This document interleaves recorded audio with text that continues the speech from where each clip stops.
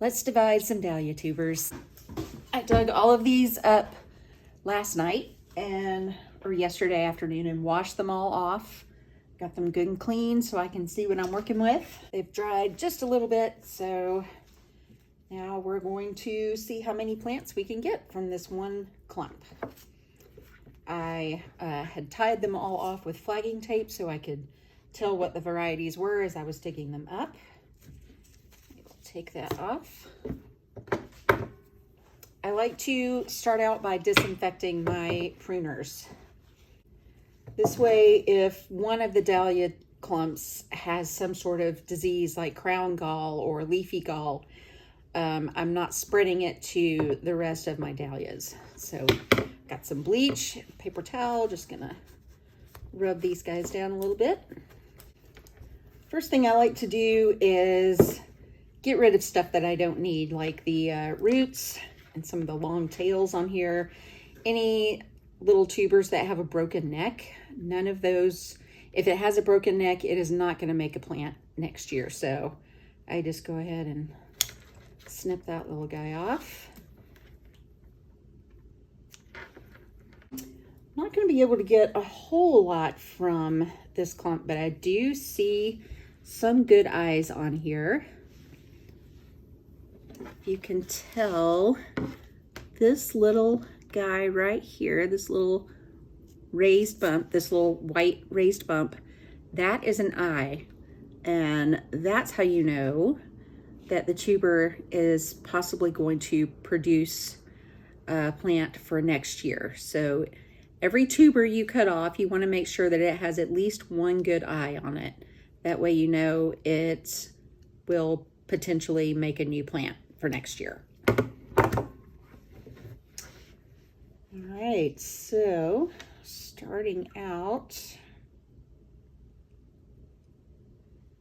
I am going to clip a couple here.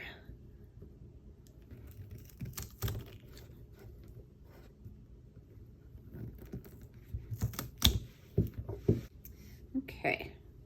These have really skinny necks, so they might not make it. Usually if they're really skinny like this, they're prone to shriveling up over the winter. But there is a good eye right here, so I'm going to save these two tubers together, so hopefully a better chance of them making it. Next one I see, good eye right there.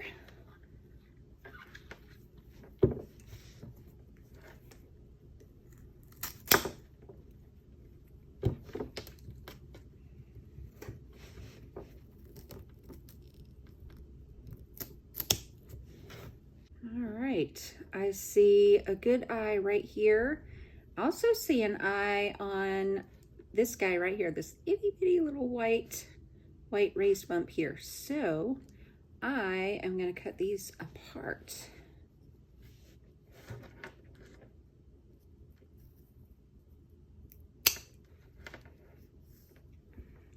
All right, we'll call this number 2 and this number 3. I do see a good eye right there. So we're gonna take this guy probably about right here. And I'm just gonna cut this little guy off. All right, that is number 4. Lastly, we've got this guy here. It's a really nice eye right there. I'm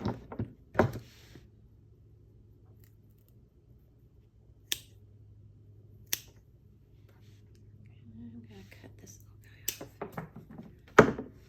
All right.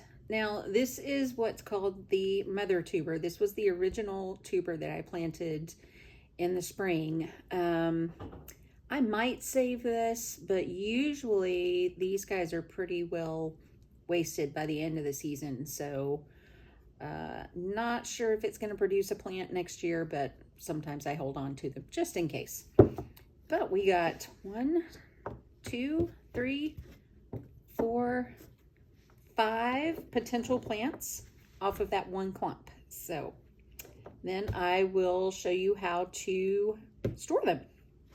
Now let's store these guys for the winter. I like to write the name directly on the tuber. That way, sometimes if I don't have very many tubers of one variety and not very many of another, I kind of combine them into one box. And with the names directly on the tuber, that keeps everything from getting all mixed up. All right, got the name written there. I've labeled all my other little guys. So I'm gonna put them in, this is just a food storage plastic cheap container that you can buy at Kroger. Probably find lots of them at the dollar store, Dollar General. I like to put them in here not touching. That way, if one of them was to rot, maybe the rest of them would be saved and I wouldn't lose the whole lot of them. You can use, to cover these guys up, you can use vermiculite. You can also use peat moss, dry potting soil. I've never used that before, but it probably would work fine as long as you're not trapping any moisture in your container. I happen to have access to lots and lots of sawdust, so that is my medium of choice.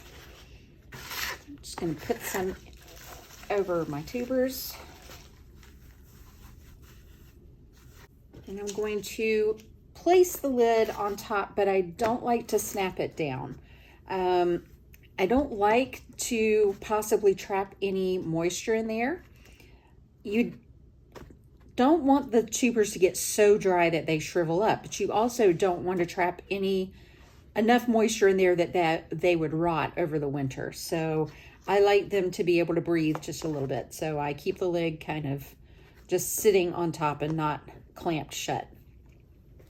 Next, I'm going to take my sticky notes, label them so I know what's in here. And I'm going to put these on a shelving unit in my garage. That is storing dahlia tubers for the winter.